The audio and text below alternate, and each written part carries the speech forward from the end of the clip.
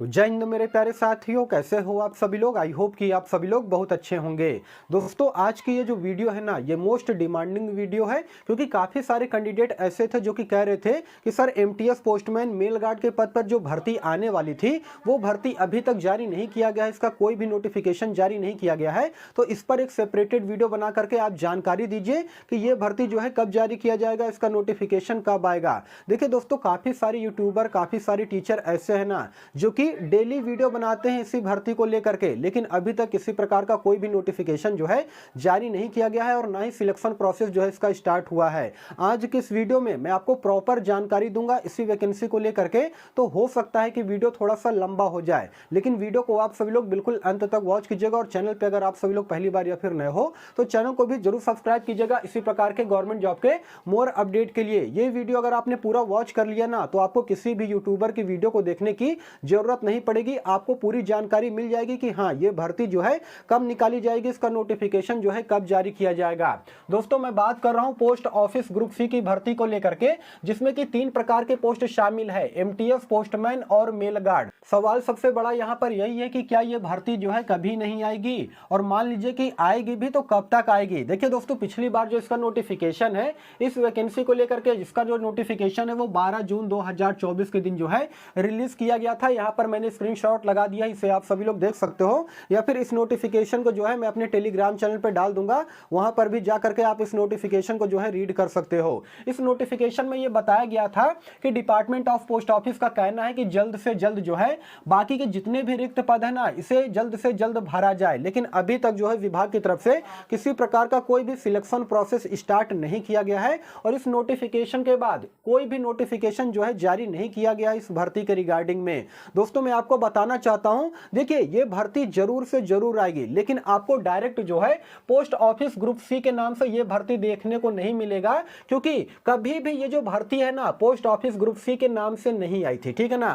देखिए, जो जीडीएस की भर्ती होती है ना उसकी बात अलग होती है और उसका सिलेक्शन प्रोसेस भी अलग होता है, लेकिन इस वैकेंसी की अगर मैं बात करूंगा तो इस वैकेंसी का जो सिलेक्शन प्रोसेस है ना वो पूरी तरीके से अलग होगा और डायरेक्ट ये भर्ती जो है इस नाम से जारी नहीं किया जाएगी बल्कि दूसरे नाम से जारी किया जाएगा, वो मैं आपको वीडियो में आगे बताऊंगा, ठीक है ना।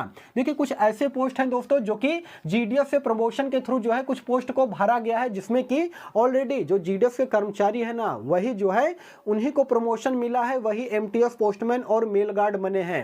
अब देखिए, सवाल यहां पर यह भी आता है कि सर ये बताइए जीडीएस कर्मचारी जो है उनका प्रमोशन कैसे होता है। तो दोस्तों, मैं आपको बता देना चाहता हूं, वे कैंडिडेट जो कि पहले से जीडीएस में लगे हुए हैं, यानी कि बीपीएम, एबीपीएम या फिर डाक सेवक के पोस्ट पर काम कर रहे हैं, वे क्या करते हैं कि जब तक वे 2 साल काम करते हैं ना, यानी कि 2 साल तक जीडीएस के पोस्ट पर काम करते हैं और उसके बाद क्या होता है कि कोई भी डिपार्टमेंटल भर्ती आती है, इसमें वे फॉर्म को अप्लाई करते हैं, एग्जाम देते हैं और उसके बाद जीडीएस से एमटीएस बनते हैं। वहीं पर मान लीजिए कि वे कैंडिडेट जो कि जिनको जीडीएस से पोस्टमैन या फिर मेल गार्ड बनना है, तो क्या उनको करना पड़ता है, 4 साल उनको जीडीएस के पोस्ट पर पहले काम करना पड़ता है और उसके बाद डिपार्टमेंटल जब भर्ती आती है तो इसमें फॉर्म को अप्लाई करते हैं, एग्जाम देते हैं और उसके बाद जो है वे पोस्टमैन या फिर मेल गार्ड जो है बनते हैं। पहले क्या था कि ये जो क्राइटेरिया था वो 3 साल का रखा गया था, लेकिन बाद में इसे बढ़ा करके 4 साल जो है कर दिया गया था। तो बहुत सारे पोस्ट ऐसे हैं जिसे कि जीडीएस के थ्रू जो है मतलब प्रमोशन के थ्रू इसे भरा गया है, लेकिन अभी भी बहुत सारे पोस्ट ऐसे हैं ना जो कि पूरी तरीके से रिक्त हैं। नंबर ऑफ टोटल सीटों की अगर मैं बात करूंगा तो 98,000 से ज्यादा सीटें ऐसी हैं जो कि पूरी तरीके से रिक्त है, जिसमें कि एमटीएस की अगर मैं बात करूंगा तो 37,539 सीटें हैं, जिसमें कि सभी 10वीं पास कैंडिडेट इसमें अप्लाई जो है कर सकते हैं। क्वालिफिकेशन इतना ही रखा जाता है। उसके अलावा पोस्टमैन की अगर मैं बात करूंगा तो 59,000 से ज्यादा सीटें खाली हैं पोस्टमैन के पोस्ट पर, जिसमें कि 12वीं पास क्वालिफिकेशन रखा जाता है। उसके अलावा मेल गार्ड की अगर मैं बात करूंगा तो 1445 सीटें रिक्त हैं, जिसमें क्वालिफिकेशन 12वीं पास मांगा जाता है, ठीक है ना। ये तो मैंने आपको पोस्ट के बारे में और क्वालिफिकेशन के बारे में बता दिया है, लेकिन देखिए सिलेक्शन प्रोसेस की अगर मैं बात करूंगा तो जीडीएस की तरह इसमें जो है सिलेक्शन प्रोसेस नहीं होता है, इसमें आपको रिटन एग्जाम देना पड़ेगा और जो कैंडिडेट एग्जाम क्वालिफाई करेंगे उनका ही, यानी कि शॉर्ट लिस्टेड कैंडिडेट का डॉक्यूमेंट वेरिफिकेशन होता है और उसके बाद क्या होता है कि उनका जो है ज्वाइनिंग प्रक्रिया होती है, ठीक है ना। मेडिकल प्रक्रिया होने के बाद ज्वाइनिंग जो है इनको दिया जाता है। तो सबसे पहले मैं यहाँ पर आपको सिलेबस के बारे में जानकारी दे देना चाहता हूँ।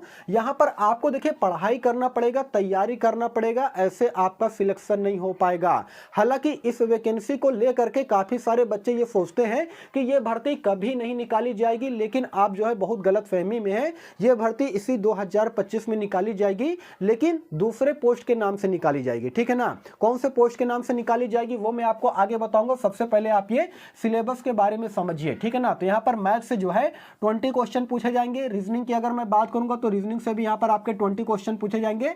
जीके करंट अफेयर्स की अगर मैं बात करूंगा तो इससे जो है 30 क्वेश्चन पूछे जाएंगे। उसके अलावा पोस्टल नेटवर्क की अगर मैं बात करूंगा तो इससे भी आपके 20 क्वेश्चन पूछे जाएंगे। उसके अलावा delivery of male, payment of E money की अगर मैं बात करूंगा तो इससे भी आपके जो है टोटल 10 क्वेश्चन पूछे जाएंगे। नंबर ऑफ टोटल क्वेश्चन 100 होगा, 100 मार्क्स का, यानी कि जो एक क्वेश्चन होगा वो 1 अंक का होगा, जिसके लिए 90 मिनट का समय आपको दिया जाएगा। और निगेटिव मार्किंग यहाँ पर 1/4 रहने वाला है, ठीक है ना।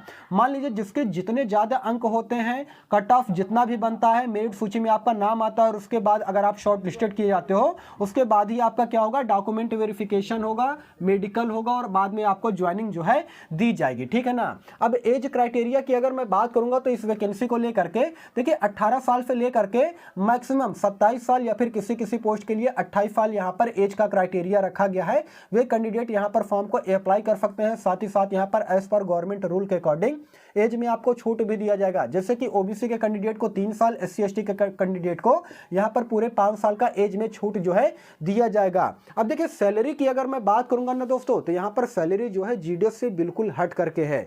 जीडीएस की अगर मैं बात करूंगा तो आपका अगर सिलेक्शन बीपीएम पोस्ट पर होता है तो आपको 8,000 रुपए जो है मासिक वेतन दिया जाता है। टीआरसी हालांकि 12,000 ही दिया जाता है, बाकी 50% दिया जाता है और भी अदर अलाउंसेस आपको दिया जाता है, यानी कि टोटल मिलाओगे तो आपको 18,000, या फिर अगर आपका सिलेक्शन एबीपीएम या फिर डाक सेवक के पोस्ट पर होता है तो आपको टोटल 16,000 के आसपास सैलरी बनती है। लेकिन अगर यहाँ की मैं बात करूंगा दोस्तों तो यहाँ पर सैलरी आपको अच्छा खासा दिया जाएगा। जैसे कि मान लीजिए आपका सिलेक्शन जो है एमटीएस पोस्ट पर होता है तो आपको 21,742 रुपए आपका मंथली वेतन बनेगा। वहीं पर अगर आपका सिलेक्शन पोस्टमैन या फिर मेल गार्ड के पोस्ट पर होता है तो आपको यहाँ पर 27,500 रुपए मंथली वेतन दिया जाएगा। इसमें किसी प्रकार का कोई भी एक्सपीरियंस सर्टिफिकेट नहीं मांगा जाता है, कोई भी झंझट नहीं होता है, मतलब कि किसी प्रकार का कोई फिजिकल नहीं होगा, ना ही रनिंग होगा, ना ही हाइट चेक किया जाएगा। नॉर्मल आप फ्रेशर कैंडिडेट हो तो आप अप्लाई कर सकते हो। सिलेबस के बारे में मैंने आपको जानकारी दे दिया है और इन्हीं सब्जेक्ट से यहाँ पर क्वेश्चन पूछा जाएगा, ठीक है ना।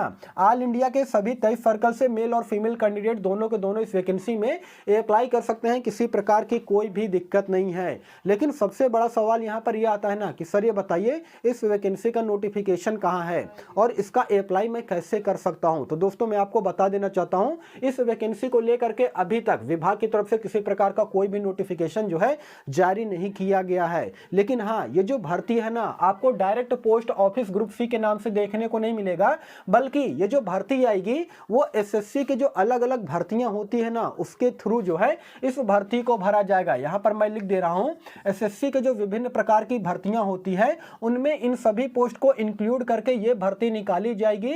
जैसे कि एसएससी एमटीएस हो गया, एसएससी सीजीएल हो गया, इन सभी इसमें जानते क्या होता है अलग अलग प्रकार के पोस्ट जो है शामिल होता है, ठीक है ना।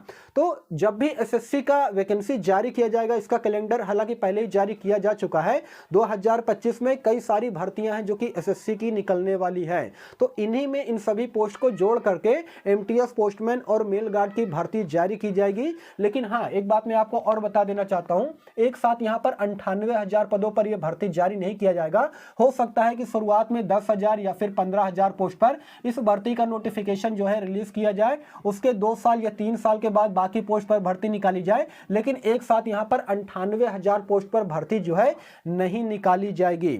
तो कुल मिला के कहने वाली ये बात है कि एसएससी की कोई भी भर्ती आती है तो उस पर आप सभी लोग निगाह बनाए रखिएगा। उसी भर्ती में जोड़ करके जानते हैं इस वैकेंसी का नोटिफिकेशन रिलीज किया जाएगा जिसमें आप एमटीएस पोस्टमैन और मेल गार्ड के पोस्ट के लिए अप्लाई जो है कर सकते हो। तो दोस्तों यही सारा सब कुछ जानकारी देना था। देखिए इस वैकेंसी को लेकर के आपके मन में किसी प्रकार का कोई भी डाउट हो, कोई भी सवाल हो तो कमेंट सेक्शन खुला है, आप लोग कमेंट कीजिएगा, मैं इसका रिप्लाई देने का भी पूरा कोशिश करूंगा। बाकी फिर मिलूंगा किसी नेक्स्ट वीडियो में, तब तक के लिए धन्यवाद।